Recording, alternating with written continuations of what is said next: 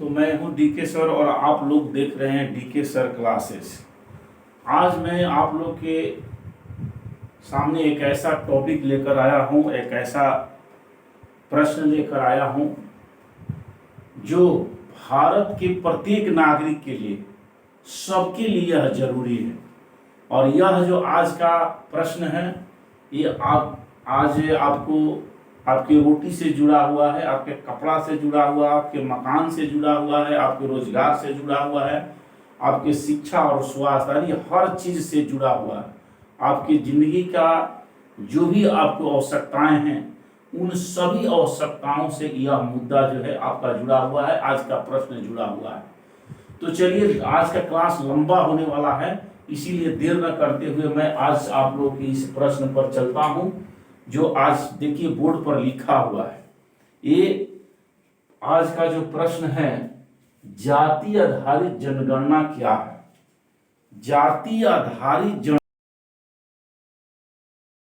जनगणना प्रश्न को लेकर आप लोगों के सामने क्यों आया हूं, तो मैंने बहुत इस पर विश्लेषण किया। और जैसे कि आप देखिए, देश में मुद्दा उठा, बिहार में मुद्दा उठा, इस पर हमारे समाज के लोगों में दो फाड़ हो गया। एक ऐसे लोग हैं जो कह रहे हैं कि नहीं, जाति आधारित जनगणना होना चाहिए, ठीक है। और दूसरे ऐसे लोग हैं जो कह रहे हैं कि नहीं, जाति आधारित जनगणना नहीं होना चाहिए, इससे समाज में जातिवाद फैलेगा।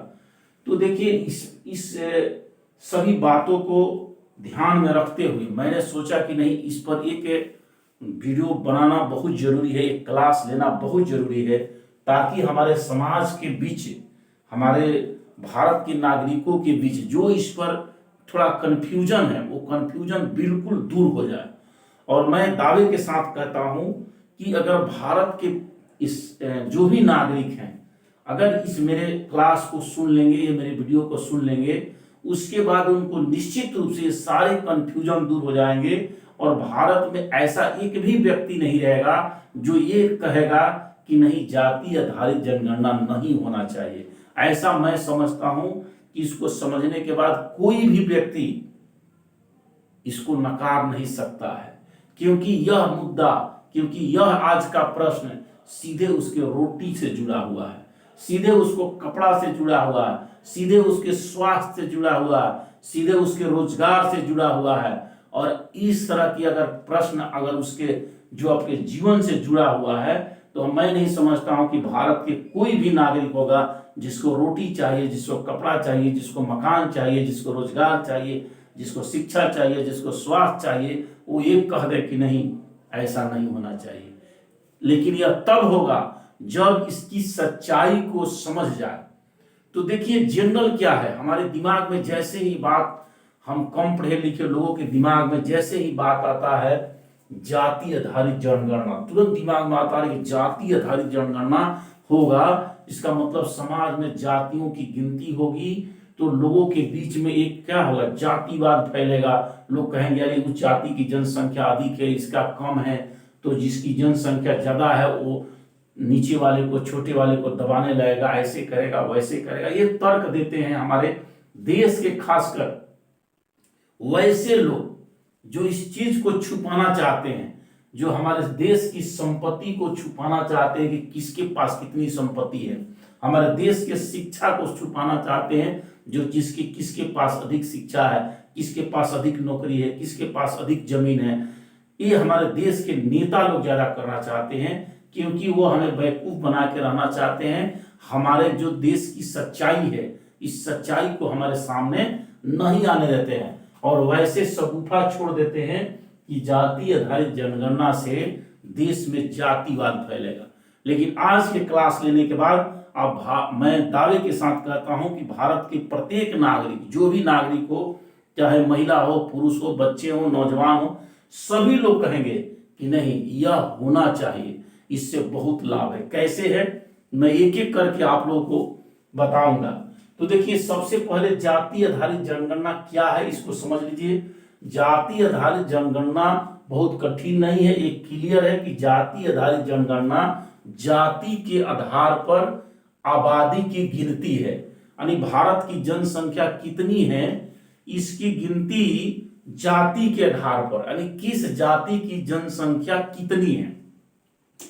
आप लोग सभी जानते हैं कि भारतीय समाज जो है वो निश्चित रूप से भारतीय समाज में जाति है। भारतीय समाज जाति के आधार पर बटा हुआ है, इसको आप नकार नहीं सकते हैं। एकदम निश्चित है कि भारत में जाति है, और कहा जाता है कि जाति ऐसी है कि जो जाति नहीं है। जाति नहीं है कि प्रयास हम लोग करते हैं लेकिन जाति नहीं है।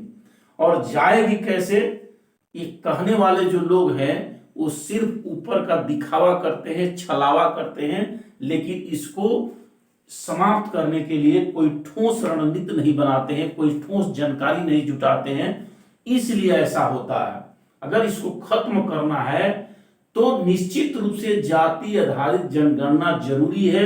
जाति आधारित जनगणना होगी तभी ये जाति खत्म होगी। जैसे आपको एक उदाहरण देता हूं कि जैसे मान लीजिए किसी व्यक्ति को घाव हुआ है और वो डॉक्टर के पास चला जाए और डॉक्टर कहे कि भाई देखिए आपका घाव जो है तभी ठीक होगा जब इसका पूरा चीरफाड़ होगा, इसके अंदर का जो जख्म है उसको निकालना पड़ेगा, इसका अंदर जो मुआद भर गया है, इसके अंदर जो मांस सड़ गया उसको निकालना पड़ेगा। वो कहा कि नहीं नहीं नहीं ऐसे नहीं होगा, हमको ऐसे ही ठीक करना है। तो देखिए ये ऐसे ठीक होने वाला नहीं है। अगर ठीक भी हो जाए ऊपर से तो नीचे वो चीज जो है वो रह जाएगा। तो यही चीज यहाँ है, जाति आधारित जनगणना होने से जाति का पूरा, हमारे समाज का पूरा हुलिया हमारे सामने आ जाएगा। किसकी लोग, किस जाति के लोग सबसे ज्यादा संपत्ति में है, किसके पास जमीन है, किसके पास नौकरी है, कौन समाज के लोग पीछे छूट गए हैं, कैसे छूट गए, उनमें शिक्षा का क्या स्थिति है, ये सारी बातों की जानकारी होगी। तो इससे निश्चित है कि जन जन को फायदा होगा। तो चलिए मैं एक एक बात को आप लोग के सामने रखता हूं, एक एक पॉइंट को आपको सामने रखता हूं, तब आप लोगों को समझ में आ जाएगा। तो देखिए दूसरा है कि जाति आधारित जनगणना क्या है। तो जाति के आधार पर आबादी की गिनती, एकदम क्लियर हो गया कि जाति के आधार पर आबादी की गिनती है। अब कह रहा है कि दूसरा चीज क्या होगा, इससे क्या हमको फायदा मिलेगा, क्या ऐसा होगा। तो इससे होगा कि समाज की शैक्षणिक स्थिति की जानकारी होगी। देखिए एक चीज इससे पहले थोड़ी सी आगे बढ़ते हैं। हमारे समाज में अभी इसके आधार पर दो पार्ट हो गया है। हमारे समाज के प्रत्येक भारतीय समाज के जो भी महिला है, पुरुष है, बच्चे हैं, जो भी है, सभी दो पार्ट में हो गए इस प्रश्न को लेकर। एक कहते हैं कि नहीं जाति आधारित जनगणना होना चाहिए, दूसरा कहते हैं कि जाति आधारित जनगणना नहीं होना चाहिए। और इस प्रश्न को, मेरे इस क्लास को दोनों व्यक्तियों को गौर से समझना है, जानना है कि कितना इसमें सच्चाई है, क्या सामने हमारे आएगा, इससे कितना हमें लाभ होने वाला है। तो चलिए पहला मैंने कहा कि इस सर्वेक्षण से जो जाति आधारित जनगणना होगी, इससे हमारे समाज की शैक्षणिक स्थिति की जानकारी पता होगी। हमारे समाज में किस जाति में शिक्षा की स्थिति सही है, किसमें शिक्षा की स्थिति खराब है, अगर खराब है तो क्यों है, वो बच्चे क्यों नहीं पढ़ रहे हैं, उस समाज में शिक्षा क्यों नहीं जा पाया। आजादी के इतने साल बाद, आजादी के 77 साल बाद अगर भी शिक्षा नहीं है उस समाज में, उस जाति में शिक्षा नहीं है, उस समाज की महिलाएं कम पढ़ी लिखी हैं, उस समाज की बच्चियां स्कूल नहीं जाती हैं, बच्चे स्कूल नहीं जाते हैं, तो आखिर क्यों, क्या कारण है, कौन नहीं चाहता है पढ़ना। तो इस तरह से ये शिक्षा की स्थिति पता चल जाएगी तो हम लोग उसके लिए प्रयास करेंगे, सरकार प्रयास करेगी, जो भी हमारे प्रशासन है वो प्रयास करेंगे और उनको समाज के मुख्य धारा में लाने के लिए हम काम करेंगे। तो सबसे पहले शिक्षा की स्थिति का पता चलेगा कि उस समाज की शैक्षणिक स्थिति क्या है, इसकी जानकारी प्राप्त हो जाएगी। साथ ही साथ ये भी पता चल जाएगा कि उस समाज के लोग, इस जाति के लोग शिक्षा में अगर है, शिक्षा में तो कितने पढ़े लिखे हैं, आईए किए हैं, बीए किए हैं, एमए किए हैं, हायर एजुकेशन में कितने हैं, अगर हायर एजुकेशन लिए हैं तो समाज के कितने % लोग जो हैं वो प्रोफेसर हैं, टीचर हैं, जज हैं, कितने लोग, इस बात की भी जानकारी होगी, मैं आगे पॉइंट में बताऊंगा। तो शिक्षा से ये सारे चीज का पता चल जाएगा, यानी जाति आधारित जनगणना जब होगी तो। दूसरा मैं बात आ रहा हूं समाज की आर्थिक स्थिति की जानकारी होगी। समाज की आर्थिक स्थिति जाति के आधार पर यह पता चलेगा, जाति आधारित जनगणना के आधार पर, कि किस समाज के लोग आर्थिक रूप से कमजोर हैं और किस समाज के लोग आर्थिक रूप से मजबूत हैं। ये दोनों बात की हमें जानकारी पता होगी इसके आधार पर, जाति आधारित जनगणना के आधार पर।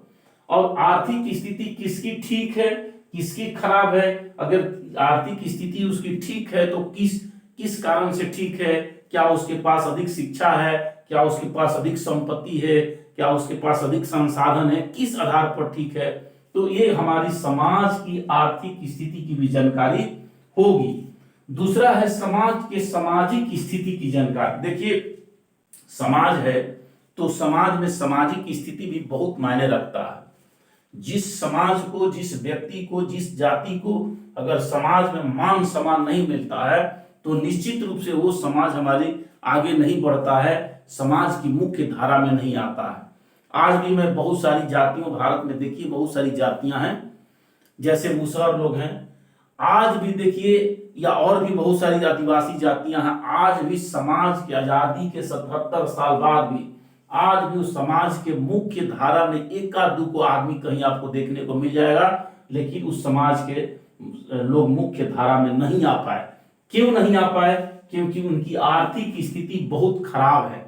अगर ये जाति आधारित जनगणना बहुत पहले हो जानी चाहिए थी, लेकिन हमारे देश के ये जो नेता है, जो हमारे देश के ये हुक्मरान है, ये हमको बेवकूफ बना के रखे हुए हैं और गलत मैसेज देते हैं कि जाति आधारित जनगणना होगी तो यह घातक होगी।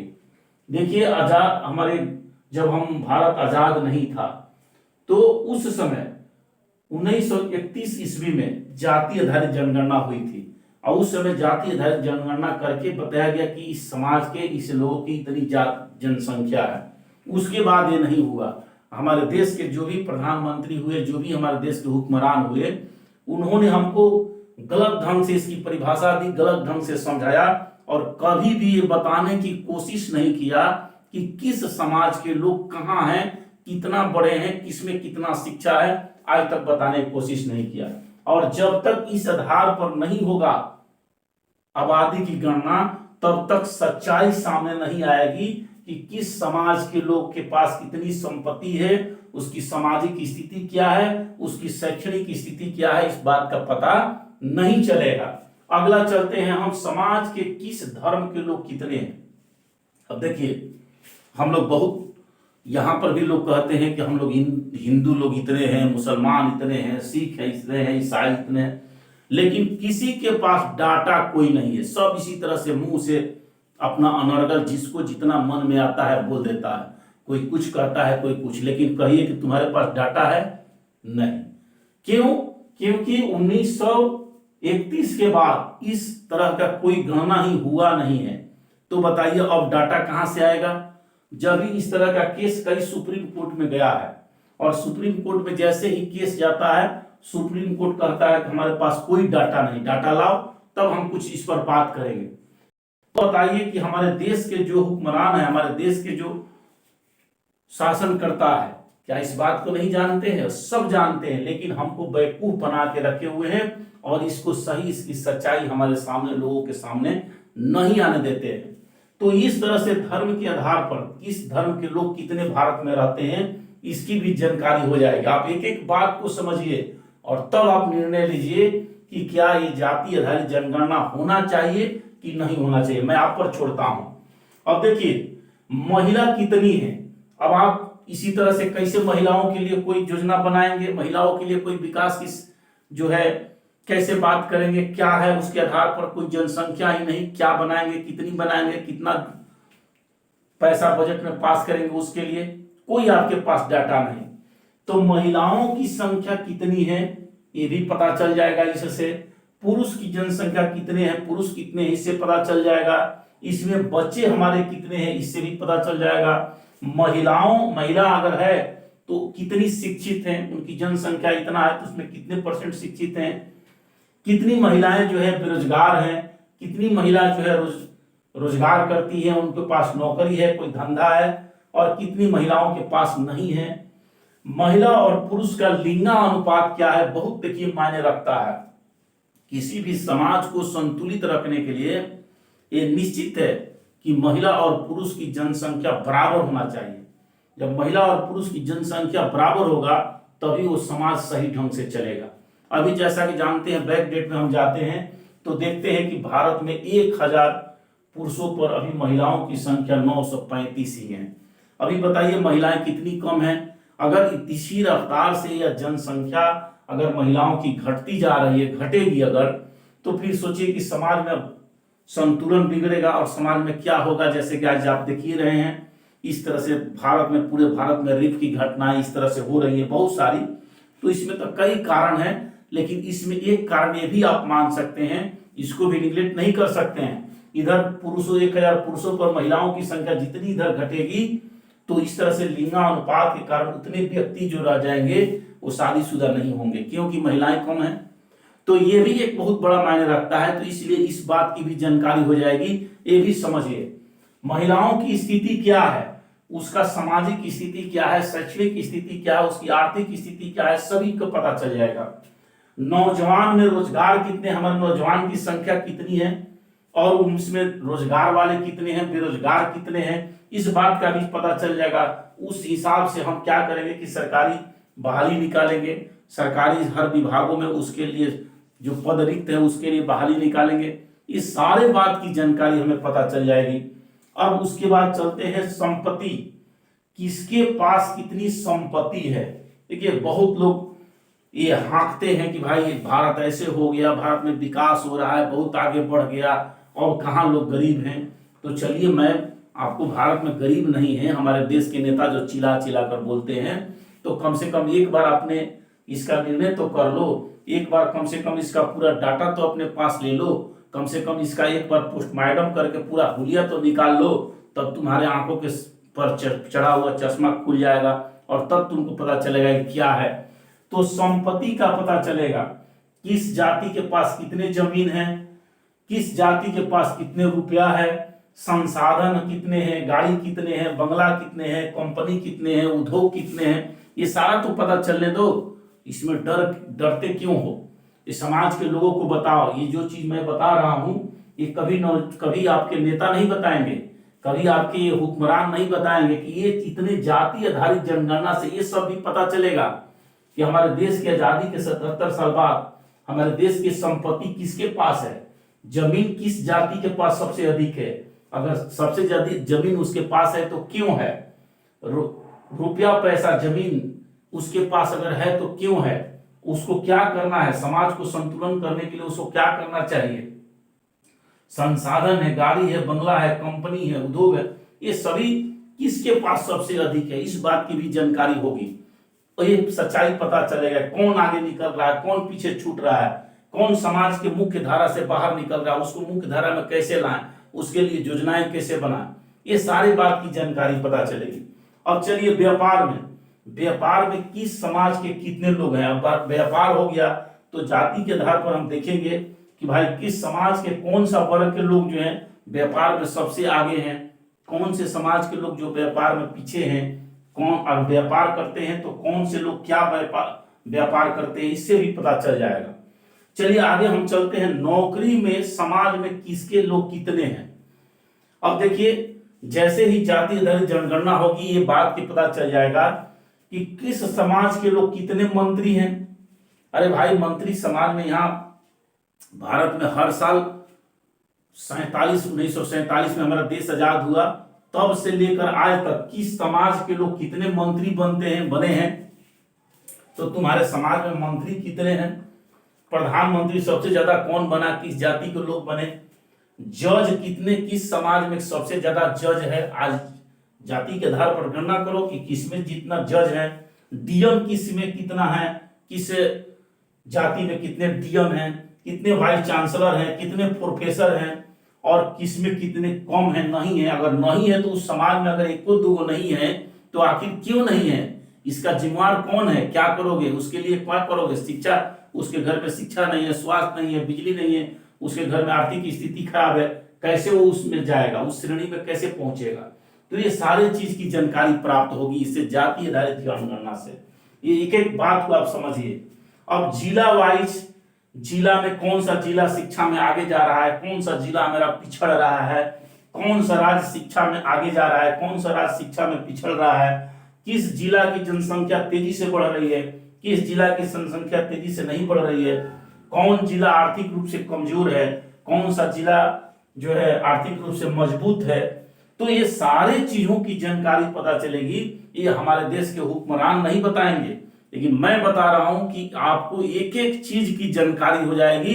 अगर जाति आधारित जनगणना हो गया तो इससे एक एक बात की जानकारी आपको हो जाएगी, और ये चीज जब जानकारी हो जाएगी तो भारत के प्रत्येक नागरिक को ये सोचने पर, ये समझने पर, ये योजना बनाने पर, ये बात करने पर विद्वान उससे समझेंगे कि भाई समाज के हमारे लोग, फलना लोग जो है पीछे छूट गए हैं, तो उनको हम मुख्य धारा में कैसे लाएं, क्या करें, उसके लिए नई योजनाएं बनेंगी, उसके लिए बजट पास होगा, उसको भी मुख्य धारा में लाया जाएगा। तो ये सारे वो लोग नहीं बताएंगे। चलिए, जनसंख्या, किस समाज की जनसंख्या कितना है, किस समाज की जनसंख्या कितना है, और किस समाज की जनसंख्या तेजी से बढ़ रहा है, और किस समाज की जनसंख्या घटने की तो सवाल ही नहीं है, लेकिन किस समाज की जनसंख्या कम रफ्तार से बढ़ रही है और किस समाज की जनसंख्या तेजी से बढ़ रही है, इस बात को भी पता चल जाएगा। इसके बाद है, इन सारे प्रश्नों के अध्ययन करने के बाद, देखिए मैंने बहुत सारी बातें आपको बताई, आपको एक भी बात, ये जाति आधारित जनगणना हो जाएगी तो आपको एक भी चीज नहीं छूटेगा जो आपको जानकारी नहीं होगा। संपत्ति से लेकर, रुपया से लेकर, बंगला से लेकर, गाड़ी से लेकर, शैक्षणिक स्थिति से लेकर, नौकरी से लेकर, जितनी चीजें हैं छन करके आपके सामने आ जाएगी। जमीन जायदाद किसके पास है, सब सामने प्राप्त हो जाएगा, और पता चल जाएगा कि आजादी से अब तक किसके पास सबसे ज्यादा जमीन है, किसके पास नौकरी है, कौन किस पेशा में है, किसके पास अधिक फैक्ट्री है, सारा बात की जानकारी प्राप्त हो जाएगी। तो नीचे में एक लाइन आपको है कि इन सारे प्रश्नों के अध्ययन करने के बाद क्या होगा, जब हमारे समाज के सभी लोग, विद्वान जन इस चीज को जान जाएंगे तो क्या होगा। अब इस बात का पता चल जाएगा, जो आरक्षण है, जो आरक्षण है, तो ये भी पता चल जाएगा कि आजादी के इतने दिन बाद आरक्षण की जो हाला बोलते हैं, आरक्षण की जो बात करते हैं, तो इस आरक्षण से कितना लाभ हुआ, कितना उस समाज के लोग आरक्षण मिला, तो कितना आगे बढ़े, नहीं बढ़े, उसी पर रह गए, कहां रह गए, अगर बढ़े तो कितना बढ़े, इस बात की भी जानकारी हो जाएगी। तो जो रोज चिल्लाते हैं आरक्षण आरक्षण, तो इसकी भी जानकारी पता चल जाएगी। दूसरा बात कि अगर हमको कोई योजना बनाना होगा तो हमारे पास एकदम ऑथेंटिक डाटा आ जाएगा। हाँ, इस समाज के लोग इतने हैं, इस अनुसार हमको इतना ये चीज करना है, ओबीसी के लोग कितने हैं, एसटी के लोग कितने हैं, एसटी के लोग कितने हैं, जनरल के लोग कितने हैं, उसमें देखिए जैसे ईबीसी है, ईडब्ल्यूएस है, तो ईबीसी की भी जनसंख्या ओबीसी में ही आता है, ईडब्ल्यूएस एक अलग हो गया। तो कहने का मतलब इसकी जनसंख्या का भी पता चल जाएगा कितना कैसा है, उस अनुसार से इस सरकार को अपना प्रोग्राम बनाना पड़ेगा और उनका विकास होगा। लेकिन ये हमारे देश के जो हुक्मरान हैं, हमारे देश के नेता हैं, ये नहीं चाहते हैं कि ये सारे चीज समाज के सामने आए और समाज के लोग जान जाएं और हर चीज पर बात करना शुरू कर दें कि अरे भाई, इस समाज के लोग तो आजादी के इतने दिन बाद इतने पिछड़े हुए हैं, इस समाज में तो एक भी जज नहीं है, इस समाज में तो एक भी डीएमए नहीं बना है, इस समाज में तो प्रोफेसर लोग है ही नहीं है, इस समाज में तो वाइस चांसलर है ही नहीं है। जैसे ये चर्चा छिड़ जाएगी तो ये जो हुक्मरान है, जो शासन कर रहे हैं यहाँ पर, इनकी हवा निकलने लगेगी, इनकी जो दिमाग है उड़ने लगेगा, इनके पास बोलने के लिए कुछ नहीं रहेगा। ये जाति धर्म आधार पर जो है खाली लोगों को डिवाइड करने जानते हैं, उसकी समस्या का निदान करने के लिए लोग नहीं जानते हैं।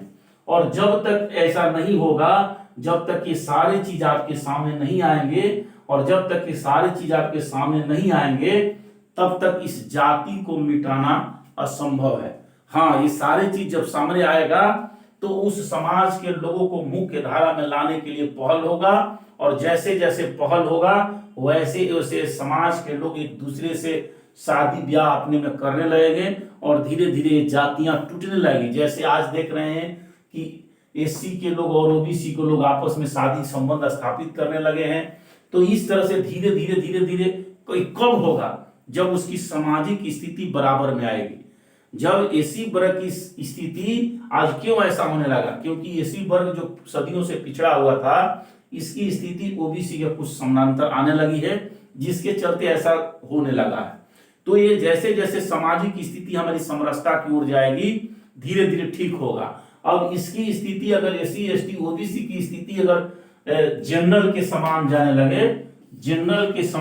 लगे, अगर इनकी स्थिति जनरल के समतुल्य होने लगे, तो ये जनरल वर्ग में भी इन सारे एससी एसटी ओबीसी के शादी ब्याह स्थापित होने लगेंगे। और जैसे ही स्थापित होना शुरू होंगे, अटेंडम देखेंगे आप कि ये सभी जातियां जो है पूरी ध्वंस होने जाएगी। तो ये तब होगा जब इसको पूरा इसकी पोस्टमार्टम करके इसके अंदर की खामियों को निकाला जाए, इसकी अंदर की कमजोरियों को निकाला जाए, कहाँ गलती है, कहाँ कैसे हो रहा है, और उसके आधार पर नियम कानून बनाया जाए, योजनाएं बनाई जाए, और तब जाकर के ये समाप्त होगा। तो मैं समझता हूं कि आज ये सारा चीज जानने के बाद भी मैं नहीं समझता हूं कि भारत के एक भी नागरिक ऐसे मिलेंगे जो नहीं चाहेंगे कि नहीं मेरी रोटी की बात हो, मेरे कपड़ा की बात हो, मेरी मकान का बात हो, नहीं मिलेंगे। लेकिन मैं यही कहूंगा कि आप इसको बढ़िया से समझिए और समझ करके बोलिए। मैं भी आप लोग काफी अध्ययन करने के बाद इस पर आज आप लोग के सामने इस मैटर को लेकर आया। तो निश्चित रूप से आज इस वीडियो को देखिए, एक दूसरे को लाइक शेयर कीजिए, वीडियो को शेयर भी कीजिए, ताकि और भी ऐसी जानकारी उन लोगों को भी पता चले, और ये जो हमारे देश के हुक्मरान जो उनको मिसगाइड करते हैं उनको सही सही जवाब दे सके। तो चलिए, बहुत बहुत धन्यवाद। ये वीडियो थोड़ा लंबा हो गया है, लेकिन निश्चित रूप से आपको इसमें मैंने जो चीज समझाया वो आपके बहुत ही काम के लायक है। धन्यवाद।